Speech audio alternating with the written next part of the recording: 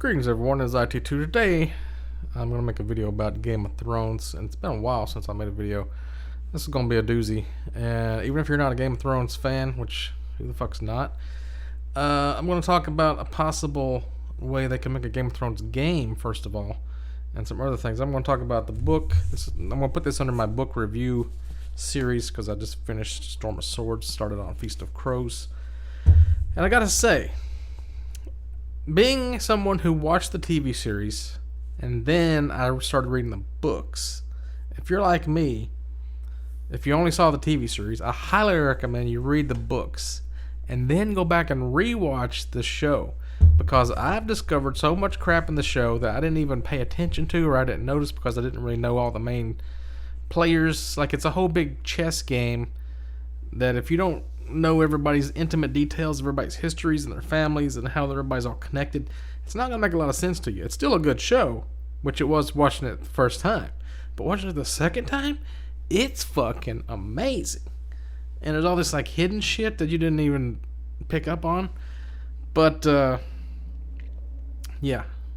I'm on I started back like episode 107 or something, and I watched to like, I'm on 308 now or something, and I'm like, seeing so much crap. So I'm really psyched. Only now I'm going to be watching the TV show so fast that I'll catch up to where I'm at in the books before, so I have to like read ahead as fast as I can, try to catch up with myself. But let me just talk about some stuff first of all. A couple things I noticed. George R.R. Martin, I don't know if that's his real middle name or if he chose R.R. because of J.R.R. Tolkien, because everybody says he's like the modern day Tolkien. Thought that was kind of weird. I think I may have mentioned this before, is that these are the Song of Ice and Fire books. And when you think about Ice and Fire, you may think that means like how it used to be summer and now they're entering like the winter. Winter's coming, so it's ice and fire. Or you might think it's like Jon Snow is from the north. He's a Stark, and he ends up with the Daenerys Targaryen, who's like a dragon with the fire, so it's like ice and fire that way. You could be like Lannister versus Stark. There's a whole kind of different ways you could see ice and fire. Or it could be like the whites versus the I don't know, King's Landing people or something. I don't know. So what I think it really is it's kind of like a whole religious theme, because you have these the first men, the Andals, came in like the north. That's the Northmen. They have these old gods that they all pray to. I don't know how many there were. Was there 5 or something? But like, then the new people, the first men were not the Andals. The Andals were the ones that like settled in the west from the east, and they had 7 gods, like the mother and the father and the crone and the stranger and the warrior and all this kind of thing. And it's kind of weird because they have a sept, and a sept is like the church, but it's Latin for 7, like September is the 7th month, or would have been if they hadn't changed it or something like that. So they're using Latin roots to make these words, which is kind of weird. And I'm pretty sure I heard a guy talk about French lace when he was talking about a dress, but he might have said fringed lace. Anyway, I kind of look for weird shit like that. So you got the 7 gods, and you got the new gods, or the old gods from the north. But the ice and the fire, I think it's about the red god, which is like Melisandre. She's like the red priestess, and she worships this lord of light called R'hllor, or however you say it. And there's another god that they don't name because he's like the guy from Harry Potter. He must not be named. You can't say his name, but he's the one that like makes the whites and stuff in the north. What the fuck they call those things? White Walkers or whatever you want to call them. There's like different ones. There's like the ones that have the blue eyes and the white pale skin. They like summon up the dead people, and they're not really them. They're like whites. They're reanimated corpses, but they're not exactly the same as them. But they all can be killed by Valyrian steel or dragonglass, I think. But the R'hllor, the god of light, he can make whites also, which is what Beric Dondarrion technically is. He's like a reanimated corpse, because every time he dies, Thoros of Myr keeps resurrecting him. He died like 6 times. Remember, like, Sandor Clegane killed him in that duel where he found him to be like, remember when he says, it's like a judgment of God, and he says, or Arya's there. She says he needs to die, and he says he will, but not today. That's exactly like that guy that she has that coin for, who says, what do we say to the god of death? Not today. So it's kind of like he's also... I think that's the same red god that they worship too, because he says Valar Morghulis. And Valar Morghulis means all men must die. But then if you believe in this red god, he can bring them back to life, technically. Kind of weird. It's kind of like Jesus. And I started reading the Feast for Crows, and they're talking about the Ironborn and the Iron Islands, and they have this drowned god, right? And he's like, was he one of the seven? Or is he a different god? He might be one of the old gods. I don't know. But like they kill people, they drown them in salt water, and then they bring them back to life. And then it's like doing DMT. You go to the spirit world, you die, and you see God, and they bring you back to life, and then you're an Ironborn, and then you're like, that is what is dead may never die. Because you've already died, you can't die again. That's like kind of how they believe it. It's so cool when you think about it like that, right? It's like, that's Christianity in a nutshell. Right? I think I have another note about that. It's similar to baptism in Christianity, like a DMT trip, and you see God. It's like when you take mushrooms, and mushrooms, like, they used to poison you and kill you, but we've gotten used to it and we've evolved over time. That, like, when you take mushrooms now, you just kind of trip out as if you died. Like, you see probably what happens when you actually die when you do like psilocybin mushrooms, which is fucking cool. We figured out a way to like see beyond death in a way. So what was I talking about? Okay, so that's like the religious aspect of it. You got the seven gods, which the seven gods never really do anything. There's no proof that they actually do anything. You got these maesters and stuff, and these septons, and they can't actually, you pray to their gods and they don't do shit. But you got this Lord of Light, who's actually, like, you're seeing, like, that's the whole point of, like, when Melisandre's doing all this stuff where she takes Gendry's blood and she, like, gives it to Stannis and he kills, like, Joffrey. And, well, is that the god doing that, or is it because somebody poisoned Joffrey? He does it for Robb Stark. Robb Stark gets killed at the Red Wedding.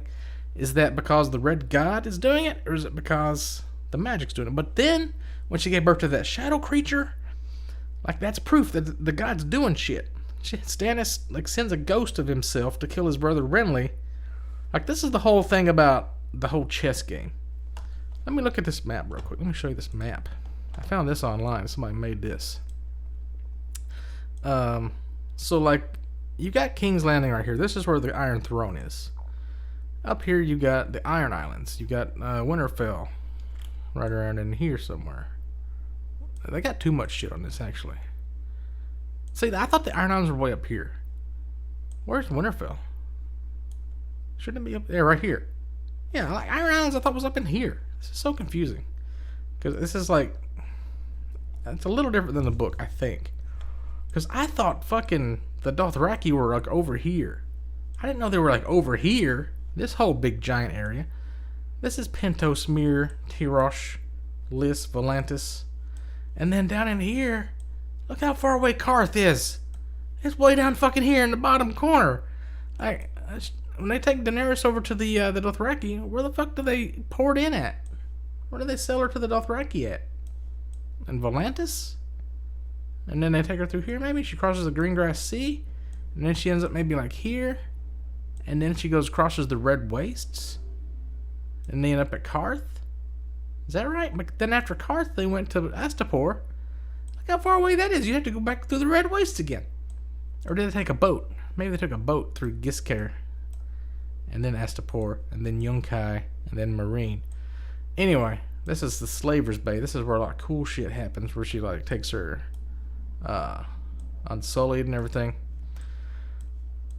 But like, yeah, this map is like blowing my mind because it's so different than what I thought. I thought everything was happening over here, but it's happening like way over here. I thought the Greengrass Sea was like the Narrow Sea. I didn't know it was like this whole area is like grasslands. I thought it was like desert where the Dothraki live, but I guess that's where they're like horsemen. So like most of their lands is like a bunch of fucking grasslands. Anyway, you got Winterfell up here in the north. You got King's Landing down here in the south. Casterly Rock's over here. And then down here you got Dorne. You got the Arbor where they make all the wine. The Old Town where they have like the Citadel, I think, is in Old Town. where the maesters train.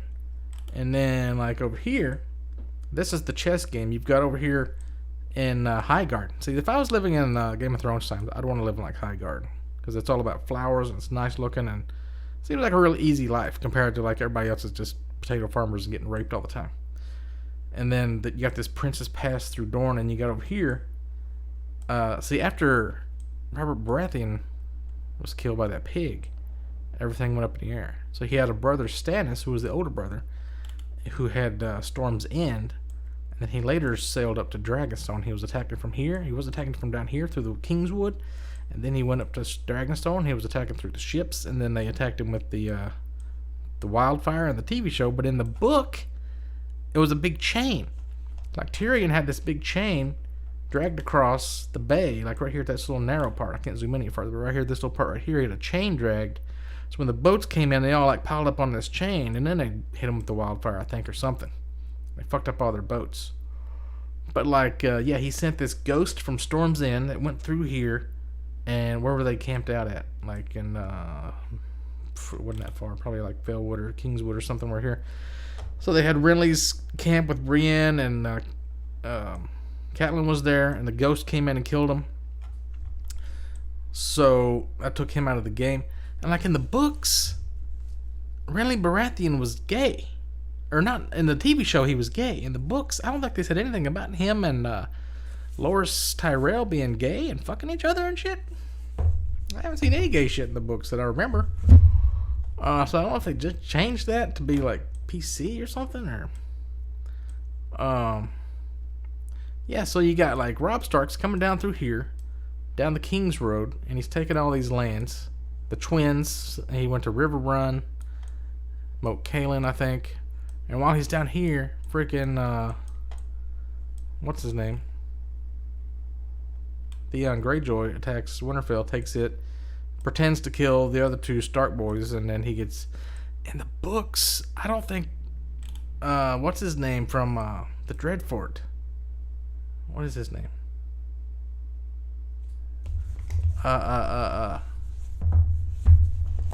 Fuck. It's so hard to remember all their fucking names, dude. Ramsay Bolton. The whole thing with Ramsay Bolton, like, cutting his dick off and shit, I don't know if that even happens. Maybe it happens in Feast of Crows, but, like, all this shit should have been over with by the end of this book. Which he said something about things in this book kind of take place in a different order than you maybe expected or something, but, like, Ramsay Bolton's, like, not even in the book so far yet, but, like, he's already, like, way past all this stuff. So I don't know why they would add the whole thing about him, like, cutting his dick off. It's so weird. Yeah, so the whole chess game, you gotta really know, like, Peter Baelish, he had this whole thing with, like, so Tyrion was gonna marry the Stark girl, Sansa Stark, and then their kid would be the king, the future king of Winterfell, and then he took her in a boat to Baelish Keep and went to the Eyrie in the book, but I don't know if Sansa Stark even went with him on that trip in the show. Because Tyrion went to the Eyrie through this high road here at one point, and he got those, the clansmen, Haga, or what were the weird names? And they were like with him a lot longer in the books than they were in the TV show. The TV show they just kind of left immediately. But yeah, there's this whole chess game going on. Like Harrenhal is like a big player, and like Arya ends up in there a lot. And like the whole story of her trying to leave King's Landing and get to the north, and then Senator Clegane keeps taking her different places and stuff. And she ends up training, and it's a whole big bunch of crap. Like if you didn't read the books, it's all going to be really confusing. You're going to miss a lot of these like really detailed things. Here's another thing I noticed that like I didn't even know about this at all when I was watching the TV show. Up here at Castle Black, like how do you picture the wall if you just watch the TV show?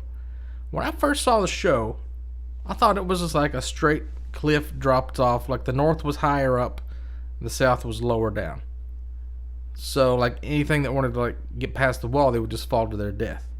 I didn't know it like went up and then it went back down again like a real wall. Like you have to go up it and then come back down it. Because like in the show when they zoom in, it didn't really look like that when you see the intro of the show. So I didn't picture it like that. And then the castles, are the castles on the back side of the wall?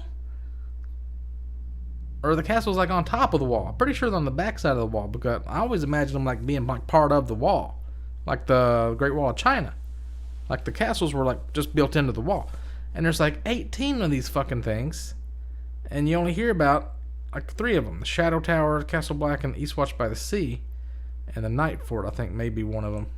There's a whole list of them over here that the wildlings try to get through the Night Fort, I think, because it was abandoned or something like that. So all these towers that used to be guarded, but now they're no longer guarded, they're empty. But like, if you want to make a game, like you make it earlier before they were empty, like think of all the fucking shit you could put in this game.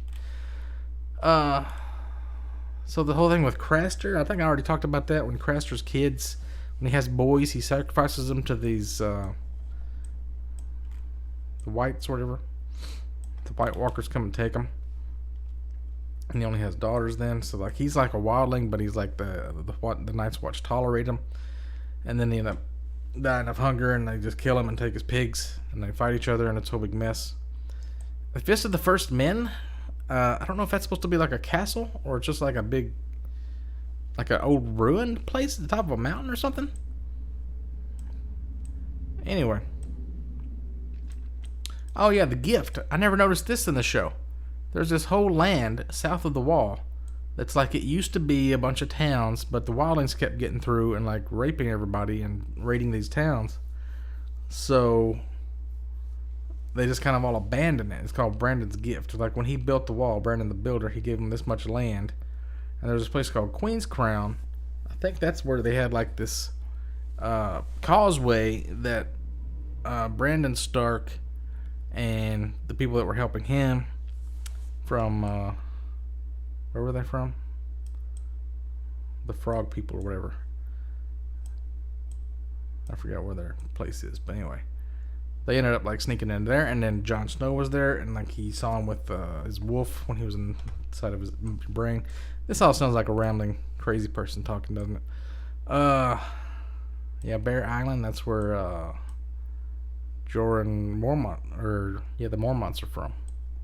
The Mormont that is at Castle Black is the commander, and his son is the one that's helping Daenerys Targaryen, Jeor Mormont. And then you gotta like know how like the bannermen of the Starks. You got the Carholds, you got the Boltons, you got all these ones over here. You got the Tullys, you got the Freys. But the Freys are kind of like traitors, sort of, because like they're real stingy with their 2 towers. They won't let you pass. Like, where's the twins? Right here? Yeah, so like if you want to cross this river, you have to cross through this castle and go across the bridge to the other castle. And like he had this whole thing where he was promised to marry one of his daughters. Then he ends up marrying this other girl. Now this is another difference that I noticed. In the books, he married this girl named Jane Westerling. I don't know where she was from, but like he fell in love with this other girl. But in the TV show, he fell in love with a girl named Talissa Maegir from Volantis. Totally different. And then that started the whole war with the Red Wedding and like the Freys being traitors to him and shit. Because there's a whole scene with the Tullys. He was going to marry like Edmure Tully to one of them. And then, yeah. The whole thing where he couldn't like light the funeral boat was pretty funny. Yeah, so the Gift, the Mountain in season 1 and 2 was a different actor each season, and in season 3 I think they went with the Mountain that you're all familiar with. Don't know if you noticed that or not. The 7 Kingdoms. What is the 7 Kingdoms? Maybe I could just Google it, but I always think of it like you got Dorne, you got the Reach, you got the King's Landing area. I don't know what that's called. And you've got the Vale, so that's 4. And you've got the Neck, 5, the North, 6, and then Beyond the Wall. Is that the 7 Kingdoms? I don't know. I'm not sure how they like split it up.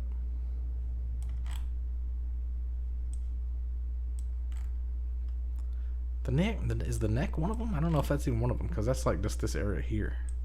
The Barrowlands, maybe that's a kingdom. I don't know. There wasn't like 7 kings. There was just like 4 or 5 people claiming the throne.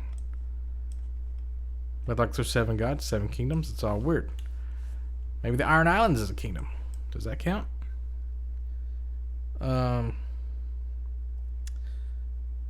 So in the books, everybody knows this part is that the throne in Game of Thrones, the show, was way smaller than the one described in the book. Because one in the book was like made of thousands of swords, and it was like all dangerous. Like if you're not a good king and you're nervous and you're jittery, you're gonna cut yourself. So you need to like be a calm, like chill person to be king. So that's why the swords make up the throne, because it's like a test of your ability to rule. So it's like also really high up. You have to go up all these steps and stuff in the book. But in the show, it's like on pretty much ground level, a little dais. It's not that big a deal. And Tyrion in the book, he has 2 different colored eyes and his nose got cut off. So he kind of looks like a really abomination. But in the show, good looking midget. So everybody pretty much knows those differences. It's also important that if you read the books that you know like these songs, The Bear and the Maiden Fair. They sing that a lot. And then there's the whole thing with Brienne gets put into the bear pit and they're saying that to her. And then The Reigns of Castamere is a song that the Lannisters sing because it used to be this family that called the Reigns, and they destroyed their whole family. And like whenever you hear them playing The Reigns of Castamere, that's what they play at the Red Wedding, so they know you're gonna get fucked. Wait, that wasn't the Lannisters though. That was the phrase. Was that where they played The Reigns of Castamere? Or somewhere they played it and they killed a bunch of people. Also, there's a lot of fucking and a lot of raping.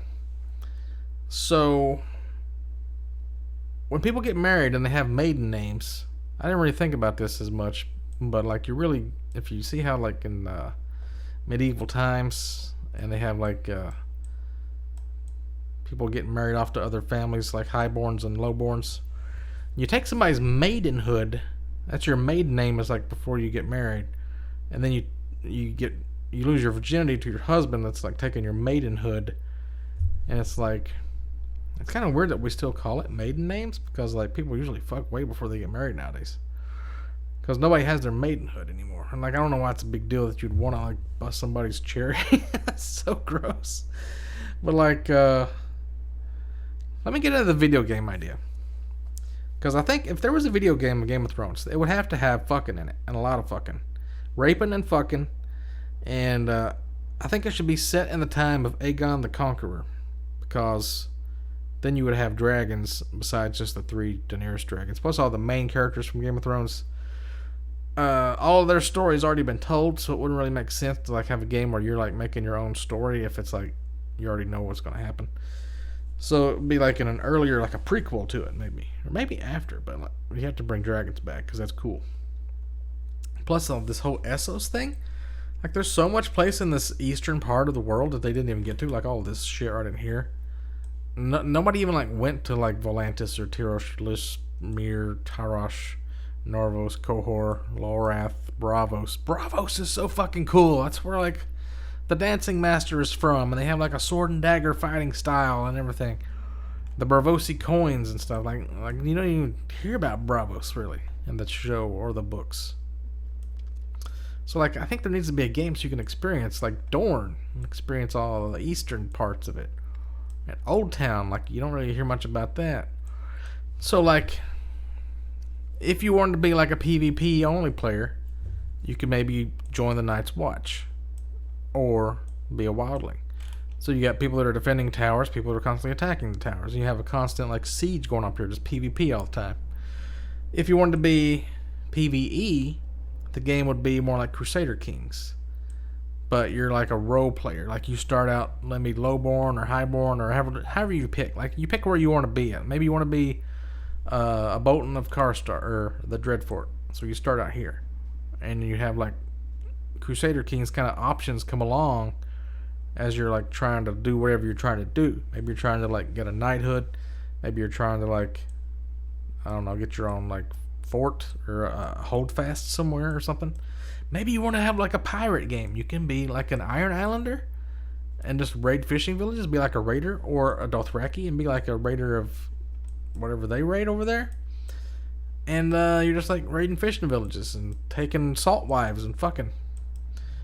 I don't know how fun that would be, but like, or you're over here, you're like a trader and you're going from Bravos to Pentos down here to like King's Landing and Storm's End, and you're like selling goods and trading them, and like you get attacked on the seas, like the Onion Knight. You're like one of these pirates that go along Blackwater Bay and down in here to the Straits of Tarth, the Shipbreaker Bay, and the Sea of Dorne, and I don't know where your like trading routes would want to be, but like it'd be so cool. You have a pirate game. You would have like a what's that game where you ride on horseback and you do like knight stuff. It'd be like that a lot.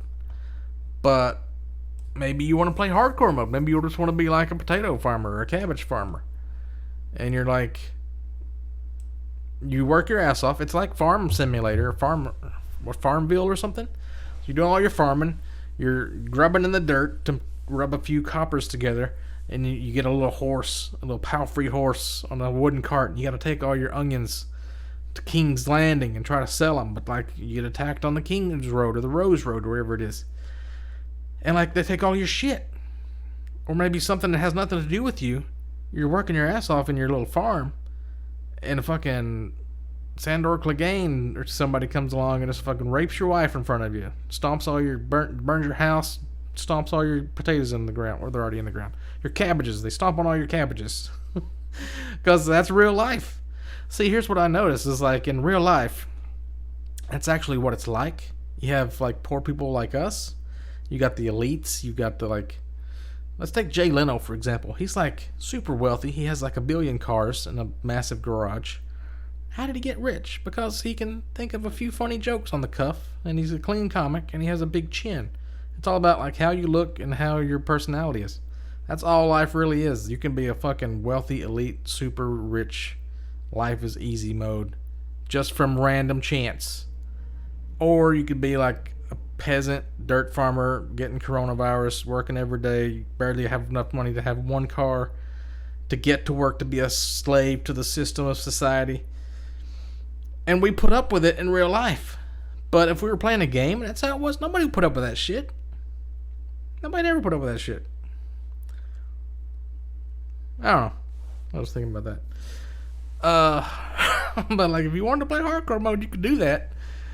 You just get fucked. And then like, if you're like getting forcibly wed to somebody and you gotta fuck them, that's how it works. That's how it worked back in those days. That's how it really was. You gotta like produce offspring, and you got all these whores. You could be a whore in a whorehouse, I guess. Maybe you're like a winemaker down in the Arbor. I don't know. So here's what I think would be cool about it. How this would separate it from other games.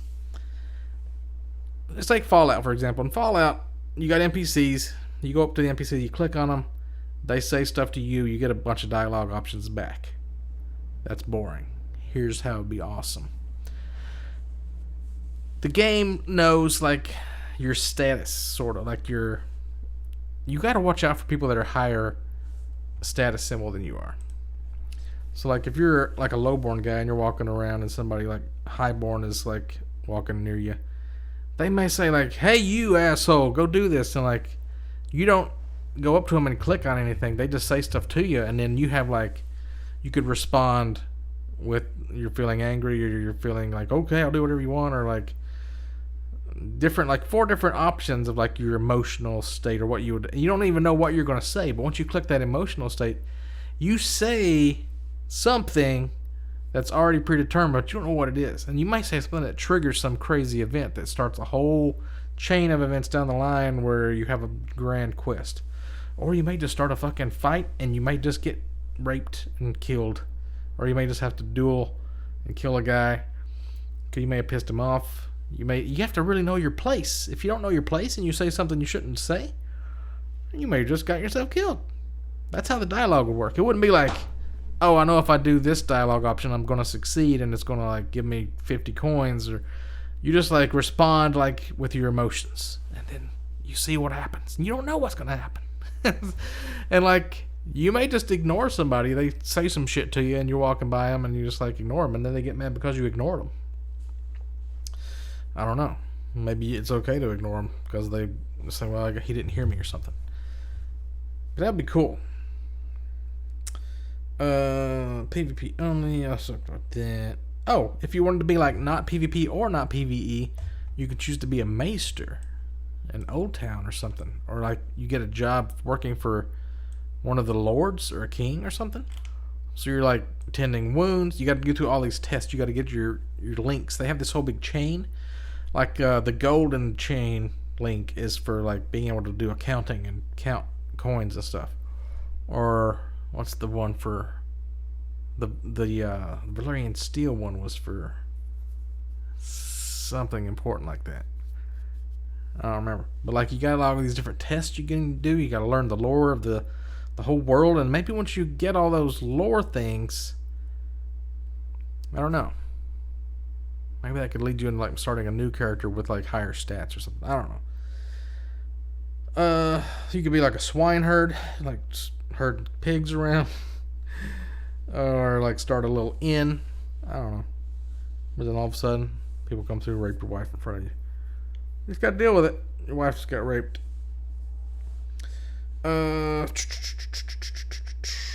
Tournaments, like knights tournaments. You get to like win somebody's hand in marriage. Maybe that'd be cool.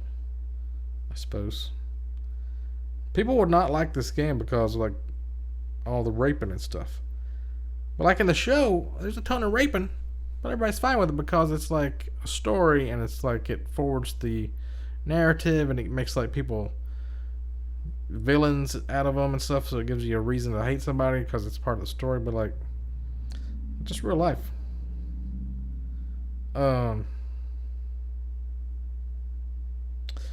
Alright, so let's talk about some of the differences, some more of the differences that I haven't mentioned yet. There's this part when the wall is under siege by the free folk. And how did it happen in the show? I don't even remember how it happened in the show. I don't think I've watched that far.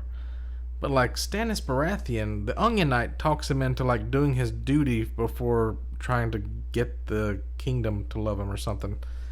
And then he like saves Jon Snow and all these guys at Castle Black from...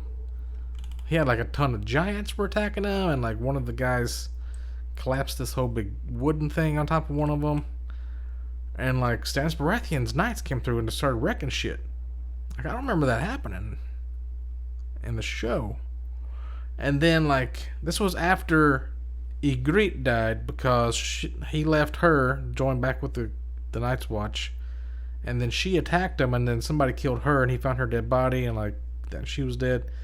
So then like Mance Rayder, the king of the free folk, he had this wife, had a baby, and she had a sister. Mance Rayder runs off. I think he may have gotten killed. Maybe his wife too or something. Anyway, the sister's name was Val, and like Stannis Baratheon wanted to like make Jon Snow Lord of Winterfell and take this Val woman and her sister's baby to be raised there. Like, when did all this happen? I don't remember that in the show at all. But I don't know. Then I guess he refused him or something. Which, what did he end up doing? I don't know. I haven't gotten to that part yet. Here's one of the biggest things that I don't think it's in the show, but it should have been. When they were at Daenerys and all those guys, where were they at? Yunkai, I think it was, after Astapor. So, who's that one dude? Not Beric Dondarrion, the knight. Did I write it down? Barristan Selmy. He was working for the King's Landing, kind of seeing what Daenerys Targaryen's doing. He was like a spy for Varys, telling him what Daenerys was up to. Because you got to keep an eye on the Targaryens, because you flip a coin and the whole world waits to see if they're crazy or not, right? I don't think that's how they phrased it. Anyway, there's this dude, Barristan Selmy. He was like hiding amongst her like upper management, her advisors, and like he was with them for a while. He was kind of like a robed guy with like a staff, I think. But then he started kicking ass, and then they realized he was like stronger than he appeared. and they talked to him, and he found out he was like this knight, and then he kind of betrayed her at first, but then he was like realized how she was a good person. He wanted to join her team. But like in the show, they like immediately figure out, oh, that's Barristan Selmy right there, and like from the start, he's like unmasked. So they got rid of that. And then there's this guy named Strong Belwas in the books. He's not in the show, I don't think. But like he's this fat dude who like everybody didn't think it was that big of a deal, and then like she didn't want to send her 3 what do you call them? Her blood riders. They're Aggo, Ralako, and there was another one. And in the show, one of them came back on his horse dead, but they killed him. I think that was Ralako. But in the books, all 3 of them I think lived, and they like were with her for a long time. And her whole Khalasar was like way bigger than I thought it was. In the show, it was like maybe 12 people. But in the beginning, I think like she had a lot of people with her still. And she was like drinking that curdled mare milk or whatever, and weird shit like that. There's this whole thing with like she went to the, I don't know, the place where was it right in here? Lazarine Village or something? I don't know. So the Strong Belwas, he was like, they sent him to fight some guy that came out, and he was like showing off in front of the castle in Yunkai, I think they were going to take. And he just went and like cut his horse in half or something and like killed the dude. Like he got sliced on his stomach, and he's like, yeah, this is nothing for me. I always like to let somebody cut me before I kill them because it leaves a mark of like how many fights I've been in or something like that. He was just a badass, big fat guy. And like he's like not even in the show. I was like, you got to put Strong Belwas in the show. And then at one point her silver horse got killed in the show. But then they gave her another one later. I think in the books it was like he never died when they crossed the Red Waste. Like her silver. They're talking about her riding her silver. Like that horse was with her the whole time, I think. And then you get Zaro Zoan Daxos, who was in Karth. He was like the richest man in Karth. And like he had this vault made of Valyrian steel that he was trying to like get Daenerys to marry him, and like none of that's in the book at all. I don't think. I don't remember that being in the book. I remember there was a part about the Temple of the Undying, the Warlocks. Like she went through this whole test and it was real trippy, but like she learned something from it and it was like a beneficial thing, and like they kind of helped her out or something in the books. In the TV show, they stole her dragons. And she goes in there like doing all this crazy magic shit. One guy's like splitting himself into like 13 people, and he kills all the 13. And then he like tries to kill her, and she like uses the dragons to burn him to death. I'm like, what the fuck? That's not in the books at all. What's going on here? I don't think. Maybe it was in the books. I just forgot about it. But like, I think they totally changed the Temple of the Undying thing. I don't think they really stole her dragons to like lure her in there. I think she just went in there as like part of her whole journey. In the TV show, Joffrey is playing with a crossbow a lot. So, like in the books, there's this whole part where Tyrion gives him this book of kings or something that's like one out of, there's maybe 4 in existence in the world. Super rare. And Joffrey just chops it up with his sword and destroys it immediately. And he's like, what a fucking dick. But in the TV show, he gives him like 2 whores, and like he kind of shows that he's like a psycho sadist or something. And he like has the whores beat each other to death, and then he like shoots one of them with a crossbow and kills her. He's always fucking around with his crossbow and like just being a real cunt. But that was all like added in. I don't think there's anything in the books about him playing with the crossbow or like the whores thing. And in the books, there's also this really cool part about when Jaime Lannister comes back to the King's Landing and he joins the Night's Watch, or not the Night's Watch, the King's Guard. He's commander of the King's Guard. There's this big book, like all the King's Guard have, and like you write in your everything you've done, all your battles, all your tournaments that you've won, all your like achievements and stuff. And he's writing in this book, but I don't think there's anything in the TV show about that at all. Also, when he's telling Brienne about like when he was killing Aerys the Mad King, about how he was going to blow up all with the wildfire under the Sept and under the King's Landing and like all the keeps and everything. He's going to kill everybody in King's Landing with the wildfire. Like he didn't tell her about that in the book, I don't think. But in the TV show, he like explained to her that he'd saved 500,000 people because he was going to burn everybody to death because he was crazy. Really wasn't gay. Jane Westerling's name was changed. The Chain and the Battle of the Blackwater Bay. Varys in the TV show kidnaps the sorcerer that had him gelded, had his balls cut off. I didn't even have that up when I was showing the car thing. I don't remember Varys doing that in the books. Maybe it hasn't happened yet from where I'm at, but like, he summoned a blue-eyed god or something, right? The sorcerer cut his balls off, and then he summoned a blue-eyed god with it or something, I think is what he said in the TV show. So I don't know if that's that god that must not be named, the opposite of the Rolor or whatever. But that was really interesting. And then Ramsay Bolton's on the books, I mentioned that. And then in the movie, no, it was in the books. Yeah, in the books, Catelyn Stark, after she died at the Red Wedding, there's this thing where Thoros of Myr, I think, brings her back to life or something as a white, but like a blood god, red god, white, light of a zombie of light and life or something. So, it's like there's an undead Catelyn Stark running around in the books. I don't remember what all she does, but I haven't really gotten there yet. But like, I don't think that was in the TV show at all, because that would have been weird. I'm pretty sure I remembered that. Anywho. Oh, what about the Corn Half-Hand? I forgot about that part. Okay, in the books, Jon Snow and Corn Half-Hand are going to look for these wildlings, and Corn Half-Hand tells him, you got to do whatever they tell you to do. If they tell you to kill me, you're going to have to kill me. If they want you to like break your vows, you got to just do whatever they say. You're going to learn as much as you can about these wildlings, and then when you get back, you're going to join back with the Night's Watch. And it's all like pre-talked about, and then like the whole thing, like he has to convince his brothers later on. They're like, Corn Half-Hand told me to do all this shit, man. I didn't like betray y'all. I didn't break my oath. I mean, I did, but not technically because I was doing what Corn Half-Hand told me to do. In the TV show, he just pretty much turns traitor. Jon Snow doesn't even, like, he doesn't tell him to do that. He just got mad at him and just stabbed him. He ran off with a Greek, broke his vows, fucked her, like, just joined the fucking free folk. Like, I don't think they even had a scene where he was, like, talking to Corn Half-Hand, like, saying, you gotta do whatever they tell you. So that pretty much changes everything. Jon Snow being a traitor. That's pretty crazy. Anyway, I think that's everything. I had a whole list I went through. I think that's all of it. Alright, let me know what you guys think.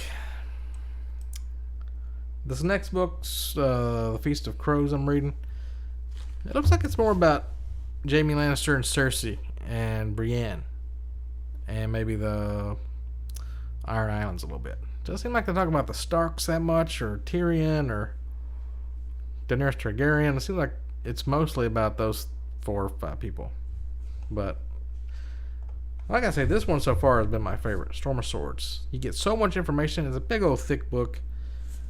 The first book was great, but this one I think tops it. The third one I'm not really know about. I'm not sure about it yet. I'm liking the Brown God stuff though.